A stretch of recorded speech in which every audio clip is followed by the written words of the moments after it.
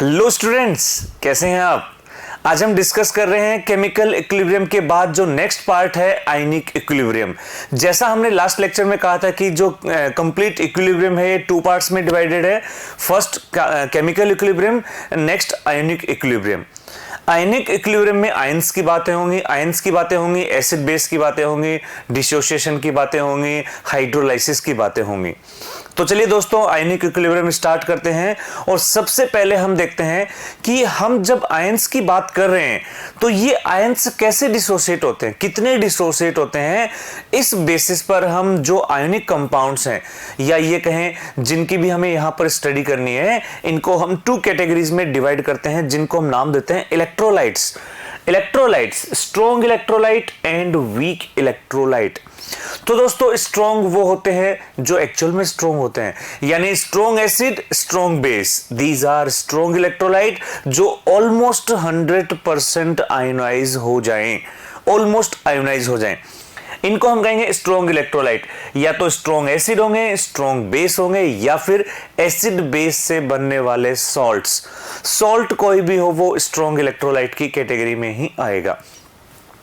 Next, weak electrolyte में कौन होंगे? जो डिसोशिएट तो होते हैं बट 100% डिसोशिएट नहीं होते, पार्शियल डिसोशिएट होते हैं।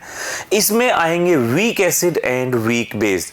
दोस्तों, weak acid and weak base, जैसे स्ट्रॉन्ग एसिड की कैटेगरी में हम रखते हैं H2SO4, HCl, HNO3, HClO4, HSO5, ये सब। इसमें से हम जानते हैं HClO4 इज स्ट्रॉन्गेस्ट एसिड। ठीक है। स्ट्रॉन्ग बेस की कैटेगरी में आते हैं alkali base, alkali hydroxide, alkali and alkaline hydroxide, these are strong base. Weak base की कैटेगरी में या वीक एसिड की कैटेगरी में देखें तो वीक एसिड में hydrogen cyanide, organic acids, H2CO3, phosphorus acid, ये सब, बोरिक एसिड। इसके अलावा हम देखें वीक बेस में आते हैं ammonium hydroxide and other metal D block वाले जो हाइड्रोक्साइड है।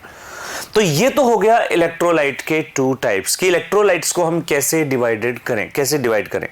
इसके बाद आते हैं नेक्स्ट सेकंड पॉइंट पर। और नेक्स्ट पॉइंट क्या है देखें। नेक्स्ट पॉइंट ये है कि जो हम हमने एसिड बेस की बात की, चलो एसिड बेस को थोड़ा डिटेल में पढ़ते हैं। सबसे पहले हम एसिड बेस का डिवाइडेशन करते हैं, और वो डिवाइडेशन हमने किया पहले आर्हेनियस कॉन्सेप्ट। आर्हेनियस साइंटिस्ट ने सबसे पहले एसिड बेस का कॉन्सेप्ट दिया, सबसे आसान कॉन्सेप्ट, कि वाटर में अगर हम किसी एसिड बेस को डिसॉल्व करें कौन से आयन देंगे। अगर H+ देते हैं वाटर के अंदर दैट इज एसिड, OH- देते हैं दैट इज बेस। और इसी कैटेगरी में हमने ये कुछ एग्जाम्पल जो हमने स्ट्रॉन्ग एसिड की कैटेगरी में भी रखे थे, ये कुछ एग्जाम्पल देखें। दोस्तों, एक एसिड H3BO3 ये एसिड है, लेकिन ये H+ देने की वजह से नहीं होता, ये OH- लेने की वजह से होता है।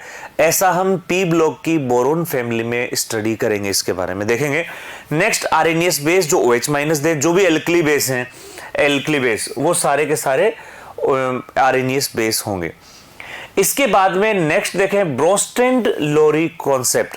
ब्रोस्टेंड एंड लोरी साइंटिस्ट जो थे, इन्होंने क्या कॉन्सेप्ट दिया कि जो H+ गेन करे वो तो बेस, और जो H+ रिलीज करे वो एसिड।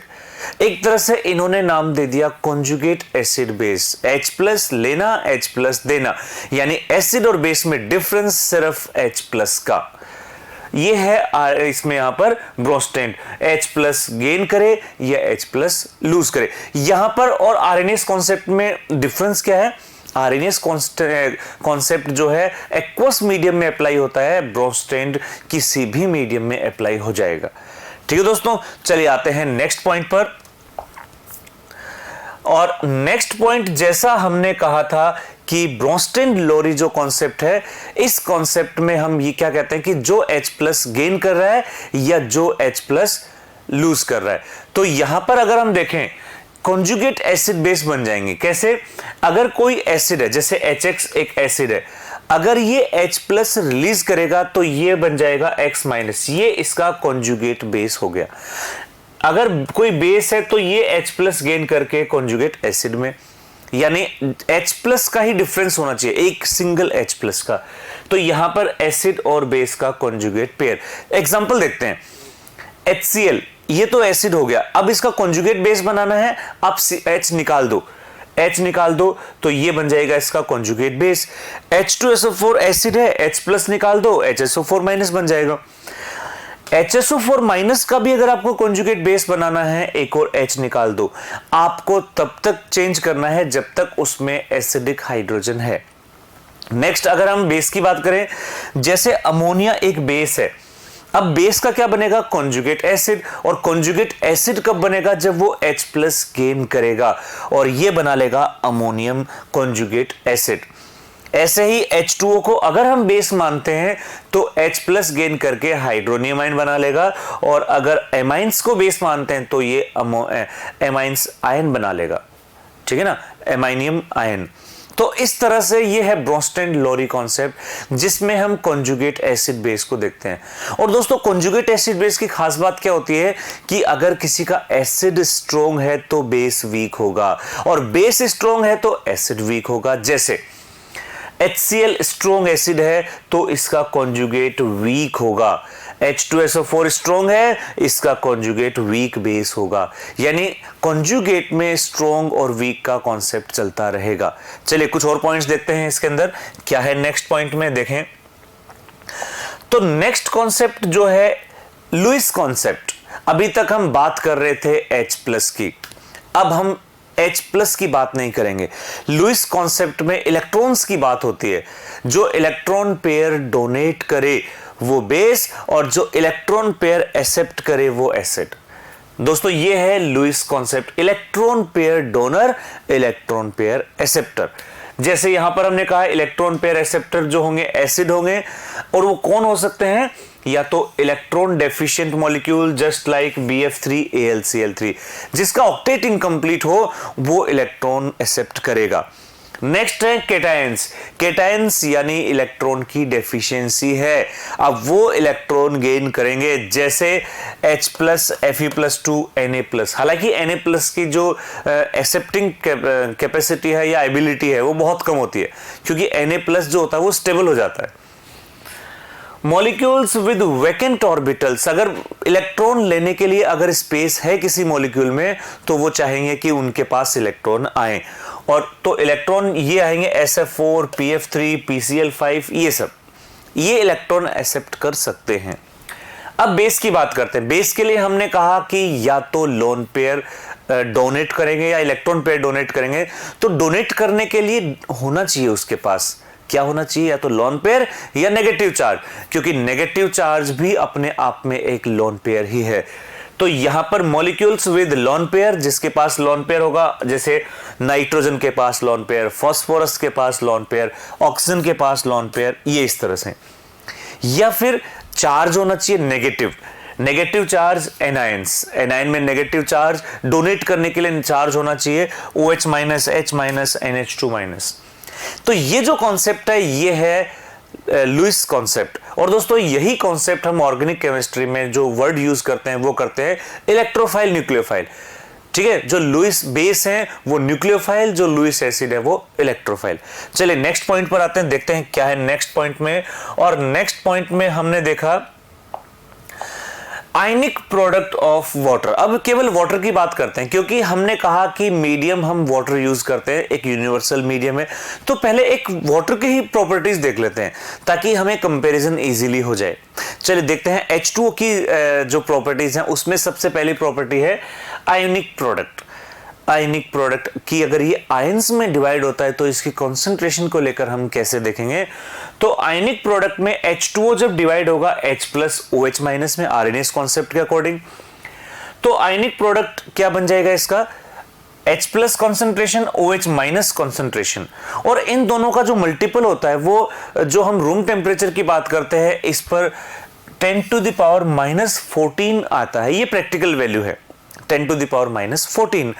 अब dissociation of water is endothermic, so it increasing temperature. अगर मान लो अगर ये हम कहें एंडोथर्मिक का मतलब अपने को हीट देनी होगी डिसोशिएट कराने के लिए, अपने आप डिसोशिएट नहीं हो रहा है। एंडोथर्मिक प्रोसेस है, इसका मतलब ये हो गया कि जैसे जैसे हम टेम्परेचर इंक्रीज करेंगे डिसोसिएशन इंक्रीज होगा, और दोस्तों डिसोसिएशन इंक्रीज होगा तो आयनिक प्रोडक्ट है वो भी इंक्रीज होगा। तो यहां पर हम देखें कि आयनिक प्रोडक्ट जो है उसके बेसिस पर अगर हम देखें पीएच का मतलब क्या है, negative log of H plus concentration. ये pH negative log of H plus concentration ये 7 आएगी, और POH भी 7 आएगी। कब? जब हम रूम टेम्परेचर की बात करें। लेकिन अगर हम यहां देखो टेम्परेचर 25 है तो हमने कह दिया pH 7 मतलब न्यूट्रल, ये हमने स्टैंडर्ड मान लिया। रूम टेम्परेचर पर pH 7 को स्टैंडर्ड मान लिया। Less than 7 acidic, more than 7 basic, ठीक है। और आयनिक प्रोडक्ट वाटर जो है वो कांस्टेंट होता है एक पर्टिकुलर टेम्परेचर पर, एक टेम्परेचर पर ये कांस्टेंट होता है, लेकिन टेम्परेचर चेंज करने पर ये चेंज हो जाएगा।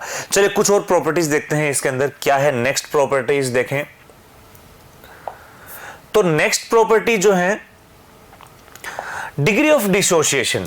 डिग्री ऑफ डिसोसिएशन, कितना पार्ट डिसोसिएट होगा H2O का, ये अपने को अब देखना है। तो यहां हम देखें डिग्री ऑफ डिसोसिएशन में जैसे ये डिवाइड हो गया H प्लस OH माइनस में, जैसा अभी थोड़ी देर पहले हमने देखा था। अल्फा है डिग्री ऑफ डिसोसिएशन, और ये क्या होता है, नंबर ऑफ मोल्स डिसोसिएट, जितने मोल डिसोसिएट होते हैं upon total number of mole taken, कितने मोल हमने इस रिएक्शन इस डिसोसिएशन के लिए यूज किए हैं। दोस्तों वाटर की अगर हम बात करते हैं तो वाटर के जो 1 मोल होता है वाटर का, या ये कहें 1 लीटर वाटर, 1 लीटर वाटर जो होता है उसमें 55.5 मोल होते हैं। ये सब आप कैलकुलेशन मोल कॉन्सेप्ट में कर चुके हैं। और जो डिसोसिएट है वो है 10 टू द पावर -7। तो यहां पर डिग्री ऑफ डिसोसिएशन आएगा 1.8 इंटू 10 टू द पावर -7%। ये इतना परसेंट में आ रहा है रूम टेम्परेचर पर। इसके बाद हम देखें एब्सोल्यूट डिसोसिएशन। एब्सोल्यूट वैल्यू जो होती है वो बहुत ही प्योर वैल्यू मान सकते हैं इसमें। तो यहां पर हम देखें pKa एंड pKb इक्वल होते हैं वाटर के लिए, न्यूट्रल मानते हैं वाटर को, मतलब दोनों इक्वल हैं। तो यहां पर हम देखें जब ये K एंड Kb की कैलकुलेशन करते हैं, हम K चाहे कहें Kb कहें, इनकी जब कैलकुलेशन करते हैं तो ये जो वैल्यूज हैं जहां पर हम देखें pKa एंड pKb फाइनली 15.74 आता है। pKa and pKb absolute temperature पर। एब्सोल्यूट मतलब एब्सोल्यूट टेम्परेचर हम मानते हैं 0 केल्विन, ठीक है दोस्तों। तो ये इस तरह से यहां पर हम देख रहे हैं absolute dissociation constant of water. कुछ और प्रॉपर्टीज हैं, देखते हैं नेक्स्ट पेज पर क्या है वो प्रॉपर्टीज। और तो वो प्रॉपर्टीज हैं acidic scale, acidity and pH scale. Acidity मतलब एसिडिक नेचर, पीएच स्केल यानी हमें किसी एक फिक्स स्ट्रेंथ, एसिड की स्ट्रेंथ का पता करना। पीएच से पता चल जाता है कौन स्ट्रॉन्ग है कौन बेस। जैसे हम रूम टेम्परेचर पर 7 पीएच को हमने मान लिया फिक्स, ये न्यूट्रल है। Less than 7 acidic, more than 7 basic. जितना ज्यादा न्यूट्रल पीएच से दूर जाएंगे, चाहे वो लेफ्ट में चाहे वो एसिड में चाहे बेस में, वो उतना ही स्ट्रॉन्ग होता चला जाएगा। तो यहां पर दे रखा है acidic strength means the tendency of an acid to give H+, ठीक है। और ऐसे ही अगर बेस की बात करते हैं तो tendency to give OH- ion in water, Arrhenius के अकॉर्डिंग वाटर के अंदर, ठीक है। अब इसमें अगर हम देखें कि हम एसिडिक नेचर को कैसे डिफाइन करें या पीएच को कैसे डिफाइन करें, तो जैसा हमने कहा था pH is defined as negative logarithm of activity of H+ ion. Activity यानी जो हम एक्टिव मास से रिलेटेड जो वर्ड है, इसमें हम कह सकते हैं कंसंट्रेशन। पीएच का जो फॉर्मूला ये हमने अभी थोड़ी देर पहले देखा था, H+ जो है concentration of H+ ion concentration. इसके बाद में यहां पर देखो जैसे हमने पहले कहा था टेम्परेचर पे डिपेंड करेगा, तो दोस्तों यहां पर देखो हमने टेम्परेचर डिपेंड कर रखा है। रूम टेम्परेचर की बात करें तो पीएच स्केल जो है वो 0 to 14 होगा रूम टेम्परेचर पर। लेकिन अगर हम टेम्परेचर को इंक्रीज कर देते हैं और 80 डिग्री कर दिया तो यहां वाटर का जो आयनिक प्रोडक्ट है वो भी चेंज हो गया, इंक्रीज हो गया, तो पीएच स्केल 0 to 13 हो जाएगी। अब जो बिल्कुल मिड पॉइंट होता है वो होता है न्यूट्रल पीएच, यानी रूम टेम्परेचर पर जो न्यूट्रल पीएच होगी वो होगी 7, यानी 7 पर होगा वो न्यूट्रल। और न्यूट्रल पॉइंट 6.5 होगा 80 डिग्री पर। अगर हमसे ये कहा जाए कि 80 डिग्री पर अगर पीएच 7 है तो वो एसिड होगा या बेस, तो दोस्तों वो बेस होगा, क्योंकि 6.5 आ चुके न्यूट्रल, न्यूट्रल से ऊपर जाएंगे तो वो बेस हो जाएगा। ठीक है, चलिए नेक्स्ट देखें कुछ और पॉइंट्स इसके। अब हम देख रहे हैं कि हम डिफरेंट सॉल्यूशंस की पीएच कैसे कैलकुलेट करें, कैसे कैलकुलेट करें हम पीएच। तो उसके लिए सबसे पहले स्ट्रॉन्ग एसिड सॉल्यूशन दे रखा है। अगर कोई स्ट्रॉन्ग एसिड है और उसकी जो कंसंट्रेशन है 10⁻⁻6 से ज्यादा है, 10⁻⁻6, ध्यान रहे -6, इसका मतलब माइनस में तो वैल्यू कम हो जाएगी, -5, -4, -3 इस कैटेगरी में आएंगे। तो ऐसे केस में आपको क्या करना है कि वाटर का जो H+ है उसको नेग्लेक्ट कर देना है, क्योंकि वाटर का जो H+ है वो है 10⁻⁻7 वाटर की तरफ से, इसको नेग्लेक्ट कर देते हैं कि ये कुछ नहीं है, और हम डायरेक्टली पीएच में जो H+ आयन है उसका नेगेटिव लॉग निकाल लेंगे। ठीक है ना, जैसे मान लो ये वैल्यू आ गई 10⁻⁻5, तो पीएच क्या हो जाएगा, -log ऑफ 10⁻⁻5, यानी पीएच हो जाएगी 5। डायरेक्ट आंसर निकाल देंगे अपन। पीएच अगर 10⁻⁻6 से ज्यादा, सॉरी अगर कंसंट्रेशन ज्यादा है तो। सिमिलरली अगर बेस की बात करते हैं, अच्छा अगर लेस देन 10⁻⁻6 है, यानी कि अगर आपको ये दे रखा है 10⁻⁻7 दे रखा हो या 6.5 दे रखा हो, इस तरह से दे रखा हो, तो फिर आपको क्या करना है, H+ की कंसंट्रेशन भी उसमें ऐड कर देनी है। H+ की कंसंट्रेशन भी, कौन सी H+ की, जो वाटर से मिल रही है। यानी अगर हमसे कहा जाए कि अगर 10⁻, तो यहां पर 10⁻⁻7 वाटर का और ऐड हो जाएगा, अब ऐड होगा, क्योंकि अब इसकी रेंज में आ चुका है, अब इसकी रेंज में। तो यहां पीएच की कैलकुलेशन इस तरह से करेंगे। पीएच अगर वीक एसिड की बात करते हैं, वीक एसिड में सबसे पहले हम ले रहे हैं मोनोप्रोटिक, यानी जो एक ही H+ रिलीज कर सकता हो, वीक एसिड। वीक एसिड में डिसोसिएशन 100% नहीं होगा, तो यहां हम यूज करेंगे dissociation constant of acid Ka। कैसे यूज करेंगे देखते हैं इसका नेक्स्ट पेज पर। ये हम देख रहे हैं कि कैसे यूज करना है अपने को, तो इसके लिए हम एक ओस्टवाल्ड कॉन्सेप्ट जो है इसको यूज कर रहे हैं। ओस्टवाल्ड कॉन्सेप्ट क्या है? ओस्टवाल्ड कॉन्सेप्ट, तो इसमें जो वीक एसिड होता है जब H+ और A- में डिसोशिएट होगा तो T=0, यानी कि रिएक्शन के बिल्कुल स्टार्टिंग में H+ और A- के मोल्स होंगे 0-0।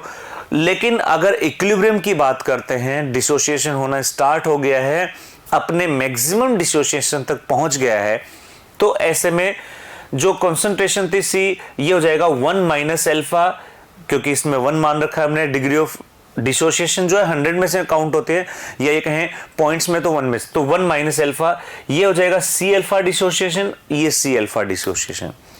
जब हम इसमें कैलकुलेट करते हैं तो Ka जो आता है, जैसे हमने Kw देखा था आयनिक प्रोडक्ट, वैसे ही Ka ये आएगा प्रोडक्ट अपॉन रिएक्टेंट।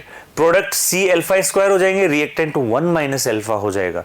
और अगर मान लो हम ये कहें कि अल्फा जो है वो लेस देन 1 है, वेरी लेस देन 1, तो ऐसे में क्या होगा, 1 - अल्फा को हम अल्फा ही मान लेंगे, सॉरी 1 मान लेंगे, 1 - अल्फा को 1 मान लेंगे, तो यहां से Ka जो आएगा C-अल्फा², C है कंसंट्रेशन ऑफ एसिड। तो डिग्री ऑफ डिसोसिएशन कितना हो गया, √Ka/C, √Ka/C। और ये वैलिड कहां तक है, अगर A जो है वो लेस देन 10% है, लेस देन 10%। यहां से H+ आ जाएगा, H+ की कंसंट्रेशन क्या था, C-अल्फा, C-अल्फा की वैल्यू जो पुट करेंगे तो फाइनली अपने को मिल जाएगा √Ka/C। और पीएच निकालना है तो नेगेटिव लॉग, और जब इसका नेगेटिव लॉग लेंगे तो दोस्तों ये फॉर्मूला हमारे सामने निकल के आएगा, हाफ और ब्रैकेट में pKa - log C। pKa क्या है, जो K होता है उसका नेगेटिव लॉग, K का negative log pKa, minus log C। C क्या है? Concentration of weak acid. यहां पर अब ये हो जाएगा। अगर हम डाइल्यूशन इंक्रीज करते हैं, डाइल्यूशन इंक्रीज यानी हम और ज्यादा डाइल्यूट करते जा रहे हैं, तो दोस्तों ये ओस्टवाल्ड का कॉन्सेप्ट है कि वीक इलेक्ट्रोलाइट होता है, जैसे जैसे डाइल्यूशन इंक्रीज होता है वीक इलेक्ट्रोलाइट जो होता है उसका डिसोसिएशन इंक्रीज होता है, उसका डिसोसिएशन इंक्रीज होगा, H+ आयन की कंसंट्रेशन डिक्रीज होगी, तो पीएच इंक्रीज हो जाएगी। ये इस तरह से। नेक्स्ट हम देखें mixture, pH of a mixture of weak acid. अब हम क्या कर रहे हैं कि वीक एसिड का मिक्सचर ले रहे हैं, ठीक है दोस्तों, weak acid and a strong acid, weak acid और स्ट्रॉन्ग एसिड अब कॉम्बिनेशन ले रहे हैं। कॉम्बिनेशन में कैसे करेंगे देखें, तो देखें यहां पर हम देख रहे हैं weak acid and strong acid both will contribute H+। Week acid में भी कुछ H+ होंगे और स्ट्रॉन्ग एसिड में भी। For the first approximation we can neglect the H+ ion coming from weak acid. तो वीक एसिड से जो H+ आ रहा है, अगर मान लो स्ट्रॉन्ग एसिड है तो डोमिनेंट कौन करेगा? Strong acid. तो हम क्या करते हैं, वीक एसिड के H+ को नेग्लेक्ट कर सकते हैं।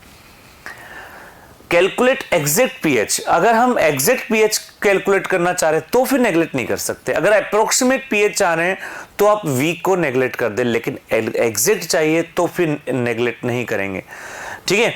अब इसमें देखें कैसे करना है अपने को, तो इसमें हम देख रहे हैं कि if the total H+ from the acid is more than 10⁻⁻6 m, -6 m से टोटल से अगर ये लेस देन 10⁻⁻6 सॉरी ज्यादा है, तो ऐसे में वाटर वाले जो H+ है उनको नेग्लेक्ट कर सकते हैं। लेकिन अगर इससे कम है, कंसंट्रेशन 10⁻6 टू 10⁻⁻7 के इन बिटवीन है, तो हमें वाटर के H+ को भी ऐड करना होगा। देखें कैलकुलेशन कैसे करनी है वो देखें। अब तो यहां हम देख रहे हैं कि कैलकुलेशन कैसे करनी है अपने को, तो उसमें हमने क्या रिलेटिव स्ट्रेंथ देखते हैं, वीक एसिड एंड बेस की रिलेटिव स्ट्रेंथ, ये कैलकुलेशन करते हैं कि दो एसिड है उसका कंपैरिजन कैसे करना है। Root Ka/K2, Ka1/Ka2, first acid का Ka1, सेकंड एसिड का Ka1 और इनका रूट। इक्विमोलर कंसंट्रेशन होनी चाहिए, मोलरिटी दोनों की सेम होनी चाहिए, इसमें हम कंपैरिजन कर लेंगे। अब ये तो था कि एक एसिड स्ट्रॉन्ग है, एक एसिड वीक है। अगर मान लो दोनों ही एसिड वीक निकले तो क्या करें? हम कहें कि बोथ मोनोप्रोटिक सॉल्यूशंस हैं और मोनोप्रोटिक एसिड है, दोनों ही वीक है। एक स्ट्रॉन्ग था तो हमने कहा स्ट्रॉन्ग को डोमिनेट करके आंसर निकाल लो, लेकिन अगर दोनों ही वीक आ गए तो क्या करें? तो ऐसा एक हम इमेजिन कर रहे हैं कि एक एसिड है Ha1 और एक एसिड है Ha2, first acid and second acid. ये कैलकुलेशन फर्स्ट एसिड के लिए चल रही है, वही 1 - α1 C1 α1 C2 α2 इस तरह से। यही कैलकुलेशन जो है सेकंड एसिड के लिए चल रही है, ठीक है, ये सेकंड एसिड के लिए कैलकुलेशन चल रही है। अब यहां पर हम क्या देख रहे हैं कि जो H+ है, H+, ये H+ दोनों तरफ से आ रहा है, ये फर्स्ट का भी है और ये सेकंड का भी है, तो H+ दोनों के ऐड हो रहे हैं। यहां पर H+ क्या हो रहे हैं? दोनों के ऐड हो रहे हैं, दोनों के H+, क्योंकि H+ इधर से भी मिक्सचर है ना, मिक्सिंग में चल रहा है। फाइनली हमें कैसे बताना है, तो ये दोनों अपने को Ka1 एंड Ka2, ये दोनों एसिड की कैलकुलेशन हमने कर ली, ठीक है। अब इन दोनों को कंबाइन करना है, देखिए कैसे करें।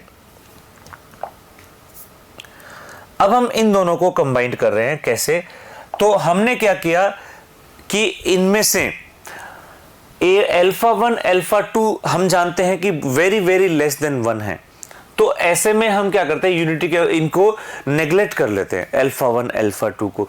तो हमने यहां पर क्या देखा, एक बार वापस अगर हम पीछे आए, कहां पर हमने नेग्लेक्ट किया है, तो यहां ये देखिए, ये जो है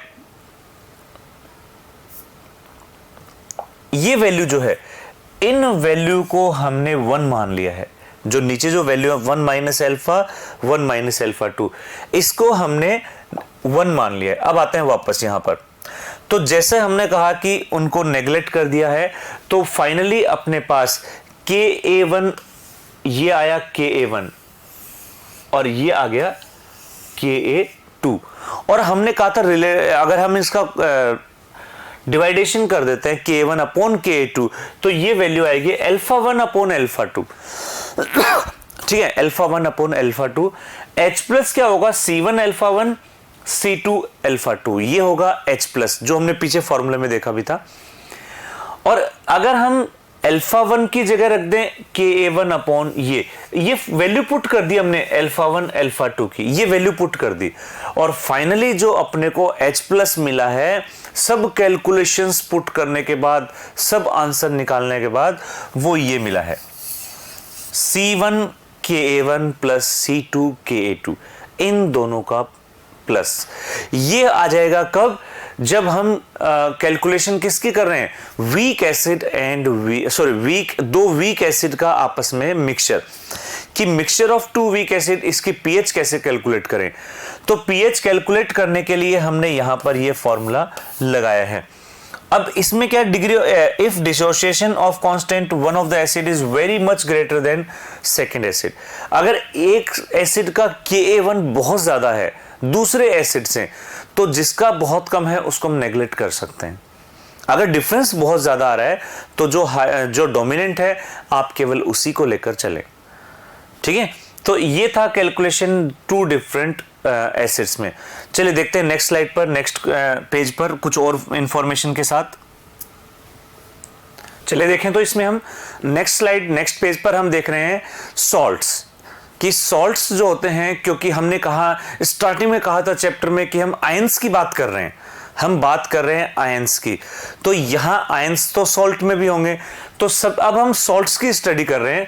सॉल्ट जो होते हैं, इनका जो एनाइन, ये आयनिक कंपाउंड है, जिनका जो नेगेटिव पार्ट है ये तो आता है एसिड से, क्योंकि एसिड H प्लस रिलीज कर चुका होता है, तो उसका आता है नेगेटिव पार्ट, और बेस का आता है पॉजिटिव पार्ट। क्यों? क्योंकि बेस में जो OH माइनस रिलीज हो चुके हैं तो उसका पॉजिटिव पार्ट रह जाएगा। वाटर के बाद जो पार्ट बचता है, वाटर निकलने के बाद, वही है एक तरह से सॉल्ट, नेगेटिव पॉजिटिव। अब ये सॉल्ट किस तरह से बन सकते हैं, इसके बेसिस पर हम इस सॉल्ट का क्लासिफिकेशन करते हैं। सबसे पहले तो आता है सिंपल सॉल्ट। सिंपल सॉल्ट यानी जैसे स्ट्रॉन्ग एसिड स्ट्रॉन्ग बेस से मिलकर बन गया एक सिंपल सॉल्ट। ठीक है, सिंपल सॉल्ट कहें जिसके पीएच हम 7 मानते हैं। ठीक है, नॉर्मल सॉल्ट, नॉर्मल सॉल्ट जो होते हैं, ये इनमें एसिडिक या बेसिक कोई एक पार्ट डोमिनेंट होता है, थोड़ा सा हल्का सा डोमिनेंट होगा, जैसे एसिडिक सॉल्ट, बेसिक सॉल्ट। अगर स्ट्रॉन्ग एसिड से बन रहा है एसिडिक सॉल्ट, और स्ट्रॉन्ग बेस से बन रहा है तो basic salt. Strong acid strong base से बन रहे हैं, simple salt. Double salt, double salt में क्या होगा कि या तो एसिडिक या बेसिक, डबल पार्ट्स होंगे। डबल सॉल्ट में क्या होता है, जैसे किसी का एनाइन सेम हो गया, केटाइन डिफरेंट डिफरेंट हो गए, जैसे sodium potassium tartrate, tartaric acid का सोडियम पोटेशियम के साथ सॉल्ट, डबल सॉल्ट। और ये जो डबल सॉल्ट होते हैं, इसमें जितने भी पॉजिटिव होते हैं या नेगेटिव होते हैं, सब आयनाइज हो जाते हैं। कॉम्प्लेक्स सॉल्ट ये भी डबल सॉल्ट जैसा ही है, बस डिफरेंस इतना है कि कंप्लीट आयन, जो जितने भी आयंस है वो कंप्लीटली आयोनाइज नहीं होते हैं। ठीक है, यानी जितने भी कैटायन एनायन हैं उनका जो कंप्लीट टेस्ट होता है वो हम इसमें शो नहीं कर सकते, नहीं देते हैं टेस्ट। ठीक है, कॉम्प्लेक्स, कुछ पार्ट हिडन रह जाता है इसमें आयोनाइज होने से। मिक्स्ड सॉल्ट, मिक्स सॉल्ट में क्या होता है, दो डिफरेंट सॉल्ट आपस में कंबाइंड हो जाते हैं, दो डिफरेंट सॉल्ट आपस में कंबाइंड हो जाते हैं, मिक्स्ड सॉल्ट बन जाता है। देखते हैं सॉल्ट्स के बारे में ही कुछ और स्टडी। तो उसमें आ रहा है कि अगर कोई सॉल्ट है और उसको हम वाटर में डिसॉल्व करें या वाटर उसमें मिक्स करें, रिएक्शन कराएं वाटर के साथ, तो वाटर क्या करता है, उन सॉल्ट्स के आयंस को सेपरेट करता है, और इस प्रोसेस को हम कहते हैं हाइड्रोलाइसिस। ठीक है ना, hydrolysis, separation of ions with help of water, hydrolysis. तो यहां पर क्या होगा, जो हाइड्रोलाइसिस है, हम डिफरेंट कैटेगरी के हाइड्रोलाइसिस देख रहे हैं। सबसे पहला है strong acid weak base, strong acid weak base hydrolysis. तो दोस्तों पहले हम देखते हैं स्ट्रॉन्ग एसिड और वीक बेस से बनने वाले कुछ सॉल्ट के एग्जांपल।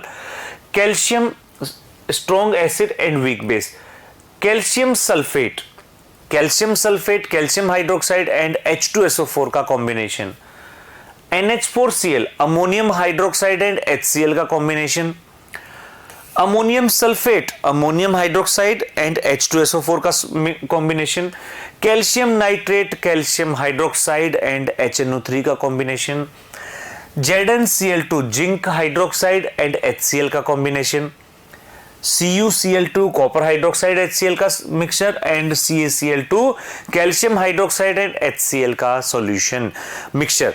तो दोस्तों ये सॉल्ट जो है इसमें हम देख रहे हैं कि जो भी एसिड पार्ट है वो स्ट्रॉन्ग है, बेस पार्ट वीक चल रहा है।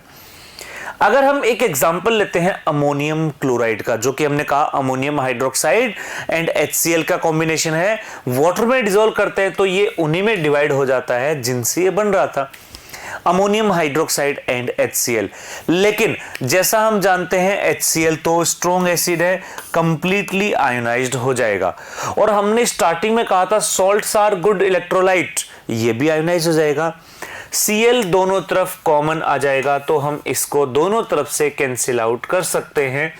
इसके बाद हमें जो मिला NH4+, H2O ammonium hydroxide and H+। तो दोस्तों ये है इसका hydrolysis.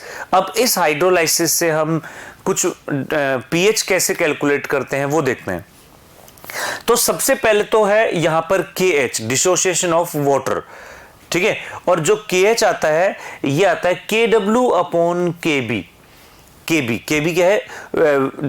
Dissociation constant of weak base, ये आ गया KH।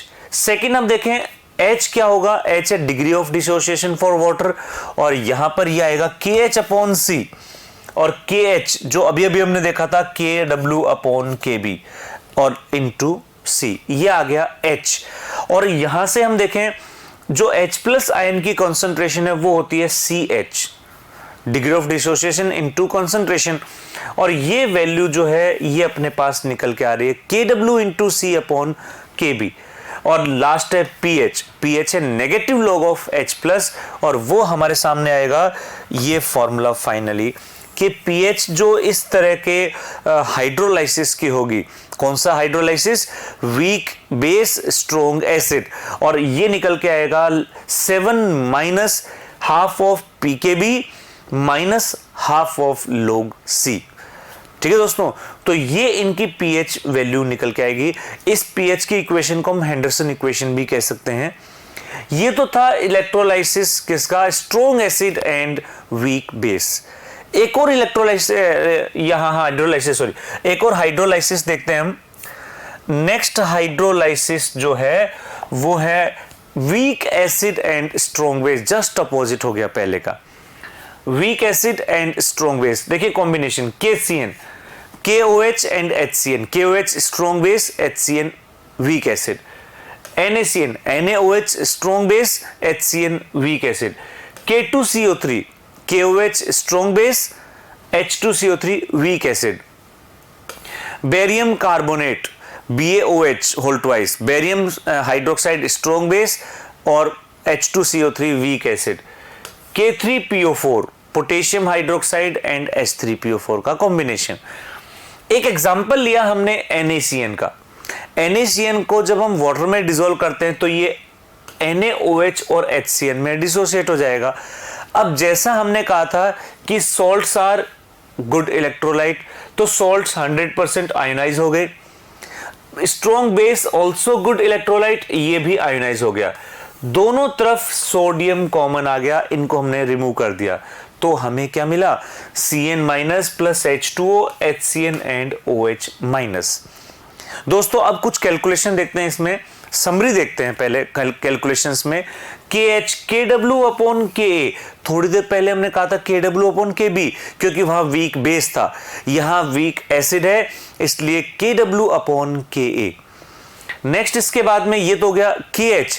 अब आते हैं H, ठीक है, डिग्री ऑफ डिसोसिएशन, KH/C और KH हमने देखा है KW/Ka। KW अपॉन के इंटू सी, ये आ गया H। अब आते हैं हम H प्लस आयन की कॉन्सेंट्रेशन पर, और वो आएगी CH हो जाएगा KW अपॉन इंटू सी अपॉन KA। यहां से H प्लस आ गया, और H प्लस का अगर हम नेगेटिव लोग लेना चाह रहे हैं, नेगेटिव लोग H प्लस का, तो वो आ जाएगा अपने पास हेंडरसन इक्वेशन की फॉर्म में, ये इस तरह से, ये हेंडरसन इक्वेशन की फॉर्म में pH कितना आएगा 7 plus half of pK plus half of log C। और दोस्तों जैसा हमने कहा स्ट्रॉन्ग बेस, और स्ट्रॉन्ग बेस की pH मोर देन 7 होगी, इसलिए यहां याद रखने का एक तरीका भी है।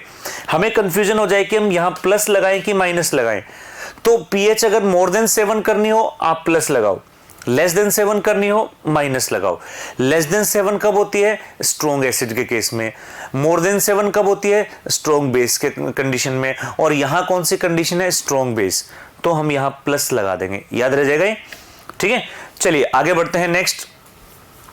नेक्स्ट जो हाइड्रोलाइसिस है, वो हाइड्रोलाइसिस में दोनों वीक लेते हैं हम, एसिड भी वीक और बेस भी वीक। पहले हम के या के बी यूज कर रहे थे क्योंकि कोई एक वीक था। अगर दोनों ही वीक हो जाएं, तो हम के भी यूज करेंगे, के बी भी यूज करेंगे, के बी यूज करेंगे और के बी भी यूज करेंगे। तो यहां पर जो example NH4CN ammonium hydroxide HCN का कॉम्बिनेशन, CaCO3 कैल्शियम हाइड्रोक्साइड और यहां H2CO3 का combination, ammonium carbonate ammonium hydroxide और H2CO3 यानी कार्बोनिक एसिड का कॉम्बिनेशन, जिंक हाइड्रोजन फॉस्फाइड। ये सब एग्जांपल हैं वीक एसिड वीक बेस के कॉम्बिनेशन के। इसके लिए भी देखते हैं समरी हम। सबसे पहले KH, KW upon K into KB। थोड़ी देर पहले हमने क्या कहा था? थोड़ी देर पहले तो हमने यही कहा था कि यहां पर K आएगा या KB आएगा, लेकिन यहां अब दोनों आ गए। H जो है डिग्री ऑफ डिसोसिएशन रूट के एच, और के एच क्या था? KW upon K into KB। अच्छा चलो, यहां से आप एक चीज देख पा रहे हैं कि कॉन्सेंट्रेशन जो होती है वीक एसिड वीक बेस के सॉल्ट की, उस कॉन्सेंट्रेशन का यहां कोई रिलेशन नहीं। यहां पर जो कैलकुलेशंस हैं वो कॉन्सेंट्रेशन फ्री हैं। अभी तक हम C की वैल्यू देखते आ रहे थे, यहां C का कोई रोल नहीं है। H प्लस की कैलकुलेशन करेंगे KW into K upon KB, यानी यहां पर यह आ जाएगा pH, और pH कितनी आ रही है अपने पास? Minus log H। और यही हेंडरसन इक्वेशन इस तरह से, इस बार प्लस माइनस दोनों होंगे, A पॉजिटिव B नेगेटिव, यानी A के साथ प्लस और B के साथ माइनस। जब जब A आएगा, K कहीं भी यूज हो वो प्लस ही बनेगा। K के साथ हमेशा प्लस आएगा, B के साथ माइनस आएगा, चाहे कोई सा भी सॉल्ट ले रखा हो। ये भी एक तरीका याद रखने का कि प्लस K में प्लस लगाना है, KB में माइनस, pH के लिए। चलिए एक और हाइड्रोलाइसिस देखते हैं। अब नेक्स्ट जो हाइड्रोलाइसिस है, ये हाइड्रोलाइसिस ऐसा है जो स्ट्रॉन्ग एसिड स्ट्रॉन्ग बेस से बन रहा है, strong acid and strong base. और दोस्तों जो स्ट्रॉन्ग एसिड स्ट्रॉन्ग बेस से बनता है उनका हाइड्रोलाइसिस ही नहीं होता। उनका हाइड्रोलाइसिस क्यों? क्योंकि सब कुछ आयनाइज हो जाता है।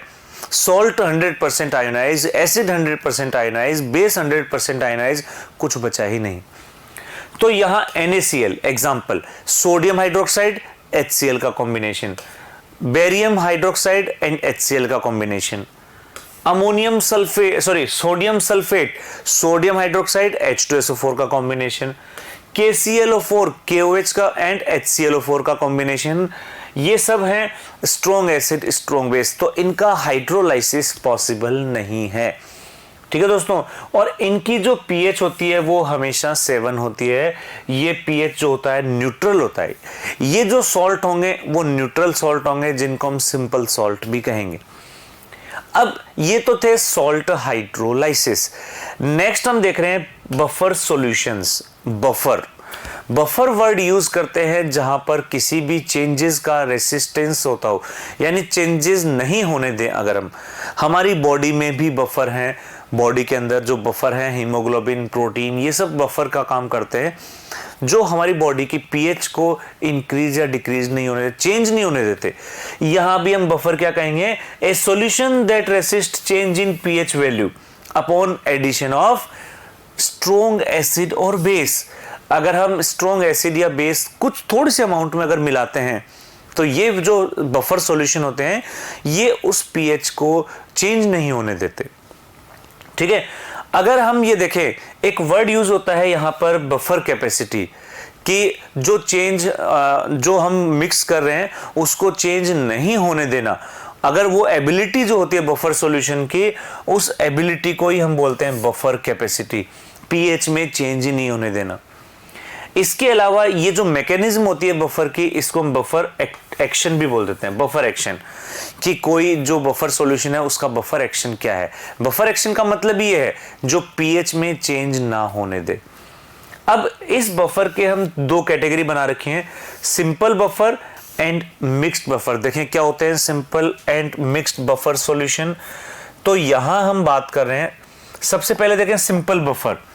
सिंपल बफर जो होंगे वो weak acid and weak base के मिक्सचर होंगे, weak acid and weak base से बनने वाले सॉल्ट्स, जैसे ammonium acetate, ammonium hydroxide, acetic acid का सॉल्यूशन। यहां पर ammonium formate, formic acid and ammonium hydroxide का सॉल्यूशन मिक्सचर।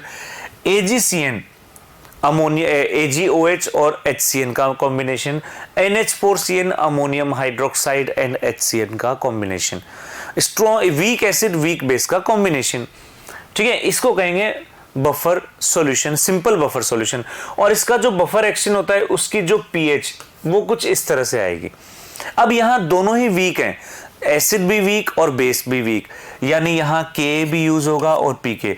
यानी अगर आपको बफर सॉल्यूशन की पीएच आपको फाइंड आउट करनी है, आप ये फॉर्मूला यूज कर सकते हैं। हेंडरसन इक्वेशन है ये, हम जानते हैं Henderson equation pH find out करने के लिए यूज होती है। नेक्स्ट जो बफर है वो है मिक्स्ड बफर। और मिक्स्ड बफर में भी दो कैटेगरी हैं, acidic buffer, basic buffer.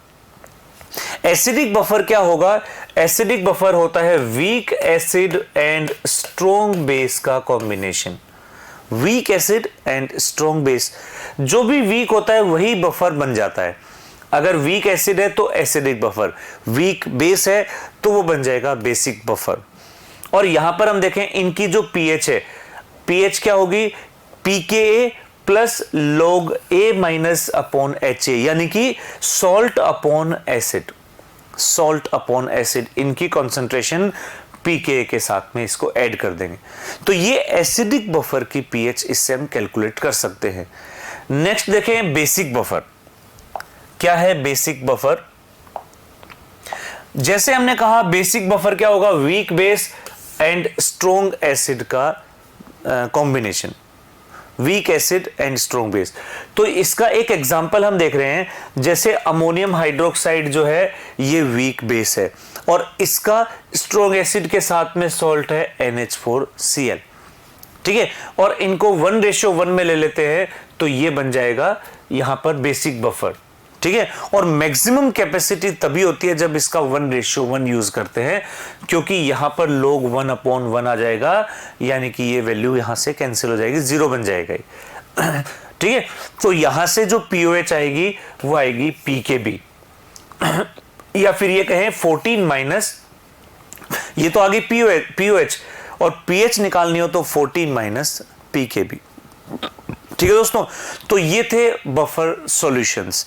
Next देखते हैं इसके अंदर, नेक्स्ट है सॉल्युबिलिटी। नेक्स्ट है सॉल्युबिलिटी एंड सॉल्युबिलिटी प्रोडक्ट। दोस्तों सॉल्युबिलिटी क्या होती है, सॉल्युबिलिटी एक सॉलिड पार्ट की प्रॉपर्टी है कि अगर हम किसी सॉल्वेंट में किसी सॉल्यूट को डिसॉल्व करते हैं, मैक्सिमम एक्सटेंट तक जितना वो सॉल्युबल हो जाए वही उसकी है सॉल्युबिलिटी। ठीक है दोस्तों, it generally used Sprüngli soluble salt, जिनकी सॉल्युबिलिटी बहुत ज्यादा नहीं होती है उन्हीं के लिए यूज करते हैं। जो 100% सॉल्युबल होते हैं उनके लिए हम सॉल्युबिलिटी वर्ड यूज नहीं कर रहे हैं।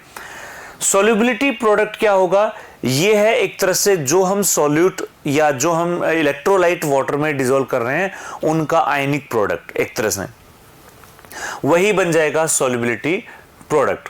ठीक है, और ये एक टाइप का इक्विलिब्रियम कांस्टेंट है, और ये भी सिर्फ किस पे डिपेंड करता है, टेम्परेचर पर। ये भी टेम्परेचर, क्योंकि हम जानते हैं इक्विलिब्रियम कांस्टेंट कोई भी हो सारे के सारे टेम्परेचर पर डिपेंड करते हैं। यहां पर हम देखें एक सिंपल सॉल्युबिलिटी का एग्जांपल ले रखा है। एक सॉल्वेंट है, एक सॉल्यूट है AXBY। अब ये डिसोशिएट होगा तो कैसे होगा, XAY प्लस और YB माइनस एक्स। आप कोई भी एग्जांपल ले सकते हैं, यहां पर कोई भी सॉल्ट का एग्जांपल ले सकते हैं, तो ये आएगा सॉल्युबिलिटी XSYS, और सॉल्युबिलिटी प्रोडक्ट क्या हो जाएगा, XSYS, और इनको मल्टीप्लाई कर दे, इन पर हमने पावर लगा दी X और पावर लगा दी Y, तो यहां से ये सॉल्युबिलिटी प्रोडक्ट आ जाएगा अपने पास यहां KSP जो है सॉल्युबिलिटी प्रोडक्ट ऑफ। अब जैसे इसका एक एग्जांपल लेते हैं, सपोज करें इसका हमने एक एग्जांपल ले लिया, और एक एग्जांपल ले लिया हमने AgCl। तो दोस्तों AgCl का KSP क्या बन जाएगा, इसका बन जाएगा S², क्योंकि ये कन्वर्ट हो जाएगा Ag प्लस में और Cl माइनस, इसका S और S²।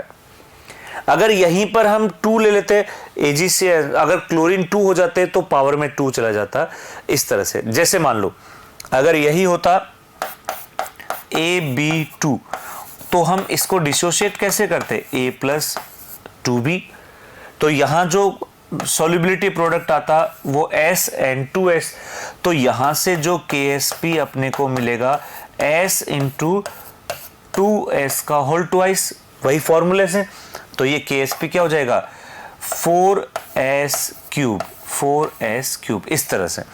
तो इस तरह से हम KSP फाइंड आउट कर लेंगे, सॉल्युबिलिटी प्रोडक्ट। अब इस सॉल्युबिलिटी प्रोडक्ट का डेली लाइफ में क्या यूज है, तो इसका यूज है प्रिसिपिटेशन। अगर हमें किसी भी रिएक्शन में प्रिसिपिटेट बनाना है तो हमें क्या करना होगा कि सॉल्युबिलिटी को क्रॉस कर जाना होगा। सॉल्युबिलिटी जितनी होती है उसको हाई लेवल क्रॉस कर जाएंगे। अगर जो आयनिक प्रोडक्ट है, आयनिक प्रोडक्ट अगर ये सॉल्युबिलिटी प्रोडक्ट को क्रॉस कर जाए तो फिर प्रिसिपिटेट बन जाता है। ये सॉल्ट फॉर्मेशन जो होता है, सॉल्ट जो बनाते हैं, नमक जो बनाते हैं, सॉल्ट जो सी वाटर से सॉल्ट बनाते हैं, समुद्र के पानी से जो नमक बनाते हैं, सॉल्ट फॉर्मेशन, वहां इस प्रोसेस का यूज किया जाता है कि वहां सॉल्युबिलिटी प्रोडक्ट जो होता है उससे क्रॉस कर दिया जाता है आयनिक प्रोडक्ट को। यहां कॉमन आयन इफेक्ट जो है वो यूज हो जाते हैं। ठीक है दोस्तों, तो ये था इक्विलिब्रियम का सेकेंड पार्ट, आयनिक इक्विलिब्रियम। तो उम्मीद करते हैं दोस्तों चैप्टर आपको समझ में आ गया होगा। Thank you students.